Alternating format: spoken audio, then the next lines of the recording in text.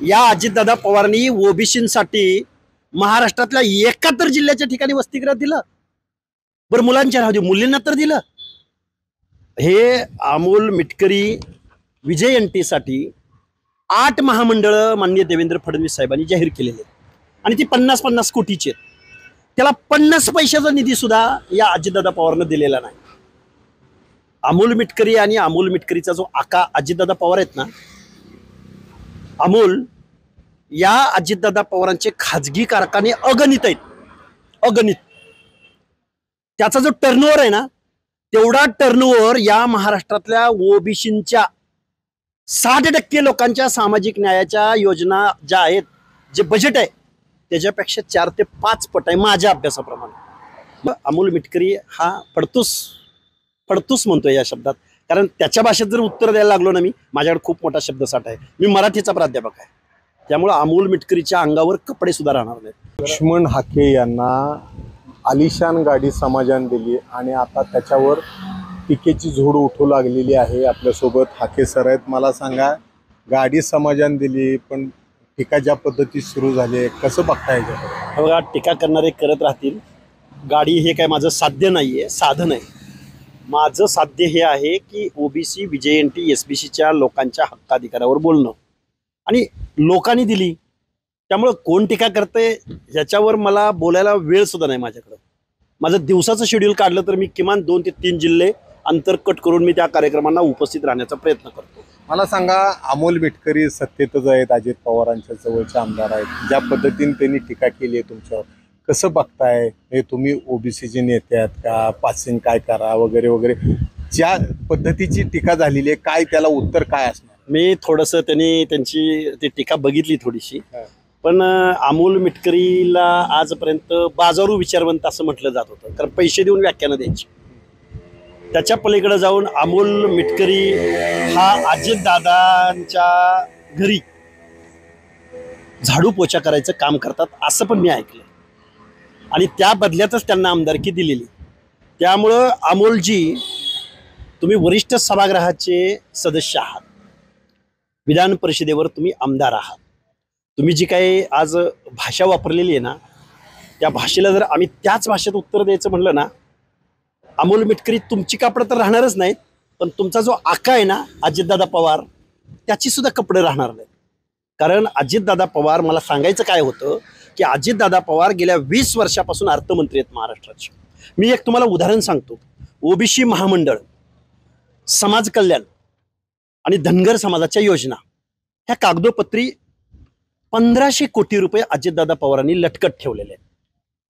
याच अजितदादा पवारांनी सारथीची बिल्डिंग एखाद्या शेअर मार्केटच्या बिल्डिंगला लाजवेल अशी पुण्यामध्ये उभी केलेली आहे, पण 60% ओबीसींच्या महाज्योतीला साधं कार्यालय सुद्धा महाराष्ट्रात उपलब्ध नाही। आणि बाजारू विचारवंत अमोल मिटकरी, तू ओबीसीचा म्हणतोस, तुला लाज वाटली पाहिजे। तू विधान परिषदेचा सदस्य आहेस, ओबीसीवर कधी बोललास? या अजितदादा पवारांनी ओबीसींसाठी महाराष्ट्रातल्या 71 जिल्ह्याच्या ठिकाणी वसतिगृह दिलं। बरं मुलांच्या राहू दे, मुलींना तर दिलं। हे अमोल मिटकरी विजयंतीसाठी 8 महामंडळ माननीय देवेंद्र फडणवीस साहेबांनी जाहीर केलेले आणि ती 50-50 कोटीची आहेत। त्याला 50 पैशाचा निधी सुद्धा या अजितदादा पवारनं दिलेला नाही। अमोल मिटकरी आणि अमोल मिटकरीचा जो आका अजितदादा पवार आहेत ना, अमोल या अजितदादा पवारांचे खाजगी कारखाने अगणित आहेत, अगणित। त्याचा जो टर्नओव्हर आहे ना, तेवढा टर्नओव्हर या महाराष्ट्रातल्या ओबीसींच्या 60% लोकांच्या सामाजिक न्यायाच्या योजना ज्या आहेत, जे बजेट आहे त्याच्यापेक्षा 4 ते 5 पट आहे माझ्या अभ्यासाप्रमाणे। अमोल मिटकरी हा पडतूस म्हणतोय या शब्दात, कारण त्याच्या भाषेत जर उत्तर द्यायला लागलो ना, माझ्याकडे खूप मोठा शब्दसाठा आहे। मी मराठीचा प्राध्यापक आहे, त्यामुळे अमोल मिटकरीच्या अंगावर कपडे सुद्धा राहणार नाहीत। अमोल मिटकरी जर स्वतःला ओबीसी, अरे जन्मानं ओबीसी असून चालत नाही, कर्तृत्वानं ओबीसी असावं लागतं, ओबीसीच्या प्रश्नावर भांडावं लागतं। कुणाच्या तरी कुणीतरी आमदारकी दिली म्हणून कुऱ्हाडीचा दांडा गोतास काळ। त्यामुळं अमोल मिटकरी अवकातीत राहा। आमचा एक साथीदार, त्यानं तुझी गेली 2 वर्ष चांगली जिरवलेली आहे, त्यामुळे तू थोडंसं अवकातीत बोल आणि वरिष्ठ सभागृहाचा सदस्य असल्याप्रमाणे बोल. हे चित्र काय झालंय, फडणवीस साहेब आम्हाला खूप खंत, लढायला आम्ही आणि तुपाशी जेवायला हे सरदार वतनदार कारखानदार. आमच्याकडे एखादा शिडकावा टाका ना. आम्ही काय मागतोय, आमच्या महाज्योतीला निधी द्या म्हणतोय. अहो त्या अजितदादा पवारकडं आमची PhDची पोरं फरकासाठी खेटं घालून घालून दमलेत. ज्या अण्णासाहेब पाटील महामंडळाला हजारो कोटीचा निधी हेच अजितदादा पवार देतात. दिलं पाहिजे, अजून 10,000 कोटी द्या. पण ओबीसीच्या महामंडळाला 2-5 कोटी रुपये देऊ शकत नाही अजितदादा. का पाहिजे अर्थमंत्रीपद अजितदादा पवारांना? कायम तेच का? अजितदादा पवारांची काय PhD झाली अर्थशास्त्रात? अजितदादाला कुठलं अर्थशास्त्राचा एखादा फॉर्म्युला कळतो? अजितदादा पवार आणि सोशल जस्टिस याचा काही संबंध नाही. अजितदादा पवार पोल्ट्री चालवणारा माणूस, पण काकाच्या जीवावर राजकारणात आला आणि सगळ्या सामाजिक दृष्ट्या मागास लोकांच्या बाबतीमध्ये त्यांनी प्रचंड अन्याय लावलेला आहे. आता मुख्यमंत्री महोदयांनी काल परवा सारवासारव केलेली आहे, खूप टीका झाली त्यांच्यावर. अहो SC आणि STचा सुद्धा 746 कोटीचा निधी या माणसाला दुसरीकडे डायव्हर्ट केलाय. खूप टीका व्हायला लागल्यानंतर मुख्यमंत्री महोदयाने सारवासारव केली. समाज कल्याण मंत्रीच नाराज.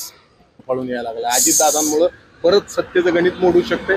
आमचं एकच म्हणणं आहे, परत पुढारी एका बाजूला आणि जनता एका बाजूला, असं चित्र उद्याच्या पंचायत राजमध्ये होऊ शकतं. आणि तिचा असंतोष आहे ते पाहता सरकार कोसळू शकेल का? हे बघा, मुळात सरकारमध्येच सगळे आहेत. आता मी खूप जबाबदारीने या महाराष्ट्राला सांगू इच्छितोय, महाराष्ट्रात विरोधकच उरला नाही.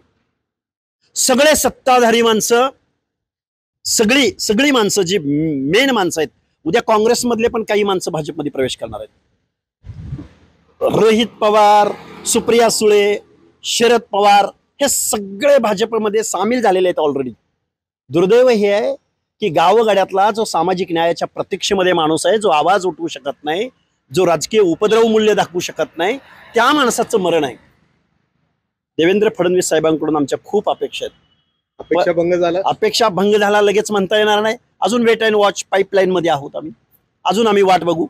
पण पंचायत राजमध्ये जर दगाफटका झाला, इथल्या सत्ताधारी पक्षांनी विरोधी पक्षांनी जर जात चोरांना जर निवडणुकीला उभं केलं, तर मग आमची गाठ ओबीसीशी आहे आणि ओबीसी बांधव कुणाला मतदान करायचं ते आम्ही ठरवू. लढायचं. एकही चळवळ या महाराष्ट्रामध्ये चालू नाही. विरोधी पक्षाची भूमिका जी काय गॅप झालेली आहे ती भरून काढणार तुम्ही? निश्चित आम्ही ओबीसीची लाईन घेऊन चाललेलो आहोत. ओबीसीच्या प्रश्नावर भांडत असताना ओबीसीशी रिलेटेड जेवढे प्रश्न आहेत आम्ही ते निश्चित उभे करू. मग काँग्रेसवाल्यांनी भाजपमध्ये जावं, राष्ट्रवादीवाल्यांनी भाजपमध्ये जावं, शरद पवारांनी राष्ट्रपती पंतप्रधान काय व्हायचं ते व्हावं. आम्ही सर्वसामान्य माणसाच्या प्रश्नावर लढणार, भिडणार आणि ही आमची सुरुवात आहे. तर हे होते लक्ष्मण हाके, कॅमेरामन सचिन जाडेसह सुनील दिवाण, एबीपी माझा. एबीपी माझा, उघडा डोळे बघा नीट.